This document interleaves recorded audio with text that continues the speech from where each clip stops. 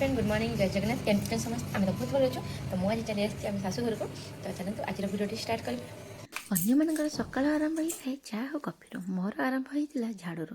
ତ ଝାଡ଼ୁର କାମ ଯାହା ମାନେ ସଫା କରିବା। ତ ଚାଲନ୍ତୁ ଆଜି ଘର ସଫା କରିବା। ତ ଆମେ ଆସିକି ପହଞ୍ଚିଲା ବେଳକୁ ରାତିରେ ଏଠି ତେଲ ବୋଟଲରୁ ବା ମୂଷା କାଟିକି ତେଲ ସବୁ ରୋଷେଇ ଘର ସାରା ବୋହି ଯାଇଥିଲା। ତାକୁ ସବୁ କ୍ଲିନ୍ କରିଦେଇଥିଲି। ତାପରେ ଟିଫିନ୍ କରିଦେଇକି ବାବାଙ୍କୁ ଦେଇଦେଇଥିଲି। ବାବାଙ୍କର ଏଠି ଚା ବି ମୁଁ ରେଡ଼ି କରିଦେଇଥିଲି। ତାପରେ ପୁଅ ପାଇଁ ମୁଁ ଟିକେ ସୁଜି ହାଲୁଆ କରିଦେଇଥିଲି।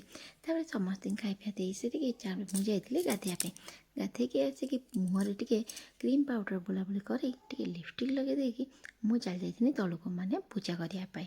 ଯେହେତୁ ଆମ ଠାକୁର ଘର ତଳେ ଅଛି। ତ ଦେଖନ୍ତୁ ମୁଁ ଚୁଟି ବାନ୍ଧିଲା ବେଳକୁ କେମିତି ଦେଖାଯାଉଛି, ଚୁଟି ଖୋଲା କଲା ବେଳକୁ କେମିତି ଦେଖାଯାଉଛି। ଚୁଟି ଖୋଲା ଗୋଟେ ସୁନ୍ଦର ଦେଖାଯାଉଛି ନା? ତ କମେଣ୍ଟ କରିକି ନିଶ୍ଚୟ ଜଣାଇବେ। ତାପରେ ଲାଗି ପଡ଼ିଥିଲି ମୋର ଲଞ୍ଚ ପ୍ରିପାରେସନ୍ରେ। ପୁଅକୁ 5 ମିନିଟ୍ ଶୋଇକି ଆସିନାହିଁ ତ ସେ ସାଙ୍ଗେ ସାଙ୍ଗେ ଉଠି ପଡ଼ିଲା। ଝିଅକୁ ଦେଇ ଦେଇଥିଲି ତାକୁ ଦହି, ଯେହେତୁ ବାବା ନେଇକି ଆସିଥିଲେ କଲିକତାରୁ ଦହି। କଲିକତା ଦହି ବହୁତ ଟେଷ୍ଟି ଲାଗେ। ଯେଉଁମାନେ ଖାଇନାହାନ୍ତି ଥରେ କଲିକତା ଯାଆନ୍ତୁ, ମିଠା ଦହି ନିଶ୍ଚୟ ଖାଆନ୍ତୁ। ତାପରେ କମେଣ୍ଟରେ ଜଣାଇବେ କେମିତି ଦହି ଲାଗିଲା। ତ ରୋଷେଇ ସରିଲା ପରେ ମୁଁ ଏଠି ଦେଇଦେଇଥିଲି ବାବାଙ୍କୁ ଖାଇବା ପାଇଁ। ବାବା ଖାଇସାରିଲା ପରେ ଝିଅ, ମା, ପିସ୍ମା ଆଉ ହଜବେଣ୍ଡକୁ ବି ଦେଇ ଦେଇଥିଲି ଖାଇବା ପାଇଁ। ସମସ୍ତେ ମିଶିକି ଖାଉଥିଲେ। ମୁଁ ଯେହେତୁ ଖାଇନଥିଲି ତ ମୁଁ ପୁଅକୁ ଜଗିଥିଲି। ପୁଅ ବହୁତ ବଦମାସ ହେଉଛି ଆଉ ଆମ ପାହାଚ ହେଉଛି ବହୁତ ଉଞ୍ଚ, କାଳେ ପଡ଼ିଯିବ ବୋଲି। ତ ଏଠି ତାପରେ ସମସ୍ତେ ଖାଇସାରିଲା ପରେ ସେ ପୁଅକୁ ଜଗିଥିଲେ। ତାପରେ ମୁଁ ଖାଇ ଦେଇଥିଲି। ଖାଇକି ଟିକେ ରେଷ୍ଟ କରିକି ଚାଲି ଯାଇଥିଲି ଛାତ ଉପରକୁ। ଛାତ ଉପରୁ ସବୁ କପଡ଼ା ଆଣିକି ଦେଖନ୍ତୁ ଏଠି ଆମର ସବୁ ସାଇଟ୍ ଏରିଆ। ତାପରେ ସନ୍ଧ୍ୟାରେ ଝିଅ ଖାଉଥିଲା ଏଠି କମଳା, ବାବା ନେଇକି ଆସିଥିଲେ ତା ପାଇଁ। ତ ଦେଖନ୍ତୁ ଏଠି ଝିଅ ତା'ର ଖାଇବାରେ ଲାଗିଛି।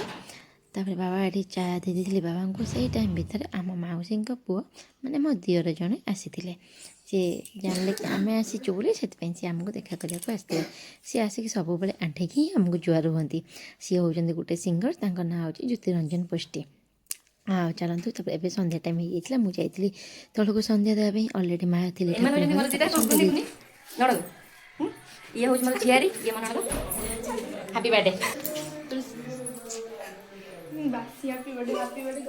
ଏଇ ଦୁଇ ଜଣ ମୋତେ ବହୁତ ଭଲ ପାଆନ୍ତି। ମୁଁ ଆସିବା କଥା ଶୁଣିଲେ ମୋ ପାଖକୁ ସବୁବେଳେ ଆସନ୍ତି। ତ ତାଙ୍କ ହାତରେ ମୁଁ ଟିକେ ମେହେନ୍ଦି ଲଗେଇଦେଲେ ସେ ବହୁତ ଖୁସି ହେଇଯାଆନ୍ତି। ଏବେ ଦହି ଖାଇବା ପାଇଁ। ଦହିଟା କେମିତି ଲାଗିଲା ଟିକେ କହିଦିଅ। ଆକ୍ଚୁଆଲି ଦହିଟା ବହୁତ ଭଲ ଲାଗିଲା, କାହିଁକିନା କାଲକାଟା ଦହି ଗୋଟେ ସ୍ୱତନ୍ତ୍ର ଅଲଗା।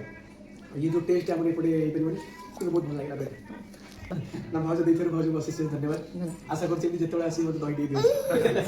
ତ ମୁଁ ସମସ୍ତଙ୍କୁ କହିବି ଲାଇକ୍, ସେୟାର, ସବସ୍କ୍ରାଇବ୍ କରନ୍ତୁ। ଭାଉଜ ଚ୍ୟାନେଲଟା ବହୁତ ଗ୍ରୋଥ୍ ହଉ, ସେ ବହୁତ ଆଗକୁ ଯାଆନ୍ତୁ। ଧନ୍ୟବାଦ।